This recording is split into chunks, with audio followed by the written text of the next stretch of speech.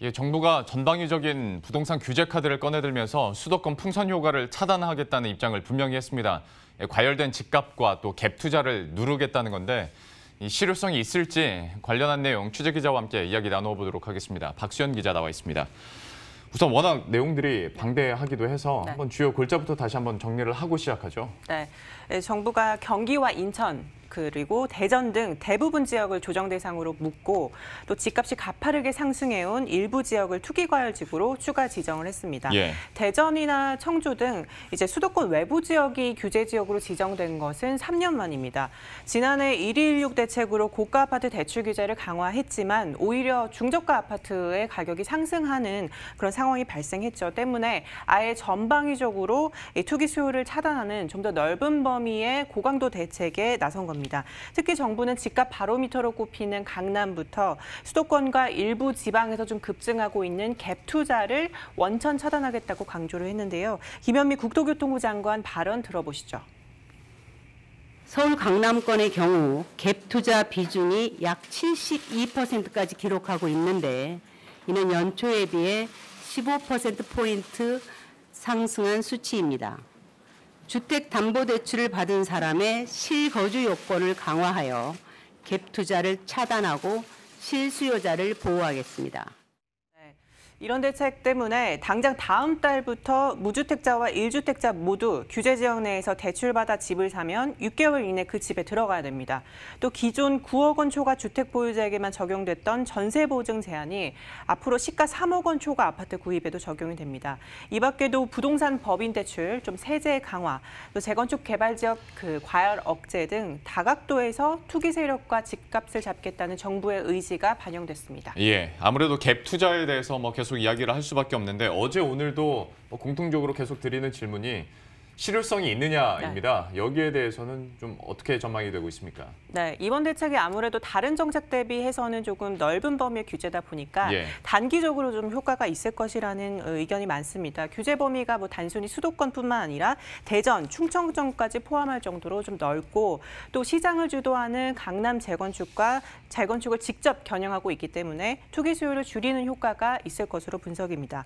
전문가들은 이제 그간 풍선 효과로 급등했던 지역의 매수세가 좀 주춤해지면서 거래가 당분간은 관망세가 이어질 것으로 보고 있습니다. 다만 또 다른 풍선 효과를 우려할 것이라는 의견도 있습니다. 전문가 의견 직접 들어보시죠.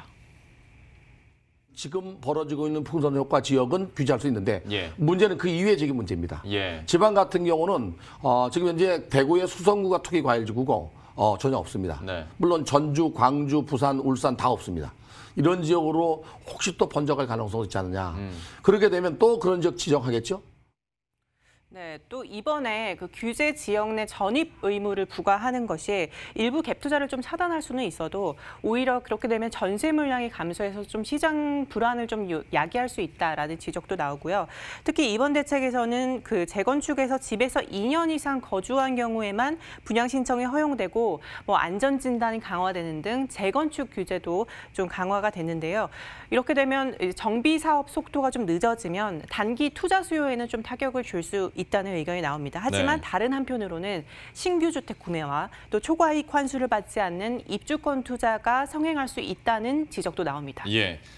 방금 전에 어제 방송해드렸던 권대중 교수와의 인터뷰 내용도 잠깐 나왔습니다만은 저희가 어제도 농담 반 진담 반으로 했던 것이 이러다가 산간 지역 빼고는 전국의 투기 과열지구화 이렇게까지 가는 거 아니냐 싶을 정도로 지금 범위는 확대됐는데 투기 수요를 잡으려고 이렇게 광범위한 규제책들이 나오다 보니까 결과적으로 실수요자들의 진입 장벽이 좀 높아지고 있다라는 좀 부작용도 제시가 되는 것 같습니다. 이 부분은 어떻습니까? 네, 사실 이미 오를 대로 오른 지역을 계속 지정을 하다 보니까 뒷북 대책이란 비판이 늘 나왔었고요. 또 지역별로 또 핀셋 규제를 하다 보니 다른 지역으로 풍선 효과가 일으켜 왔습니다. 어제 열린 브리핑에서 말씀하신 것처럼 부동산 대책 방향이 부동산 옥죄기로만 가는 게 아니냐, 이러다 전국토가 조정 대상 지역화가 되는 거 아니냐 이런 지적이 나왔었는데요. 이에 대해 국토부는 규제 지역 지정 자체가 좀 거래를 제한하는 측면이 있는 건 맞다. 그렇기 때문에 조심스럽게 규제 지역을 지정하고 있다라고 해명하기도 했습니다. 그럼에도 이날 김현미 장관은 필요하다면 언제든지 강력한 조치를 일관되게 이어나가겠다고 밝히면서 언제든지 이 비규제 지역이 규제 지역으로 또 추가 지정이 될 수 있다는 가능성을 좀 열어뒀습니다. 특히 이번 대책으로 오히려 실수요자의 내 집 마련이 좀 위축될 수 있다 이런 분석이 나옵니다. 전세자금 대출 보증 제한, 전입 의무화 이런 요건이 발목을 잡을 수 있다는 건데요. 때문에 여유 자금으로 얼마든지 집을 살 수 있는 수요자들과 양극화가 심해질 거란 우려도 있습니다. 전문가 의견 들어보시죠. 집값이 오를 거에 대한 불안감으로 집을 먼저 살려고 나선다라고 하면 대출을 활용할 수밖에 없을 텐데 사실 자기 자금이 있는 수요자들은 어떤 상황에서도 크게 영향을 받지 않는다라는 것 때문에 대출 규제로 살 수 없었던 수요자들이 상대적으로 자산 격차가 더 벌어지는 상대적 박탈감을.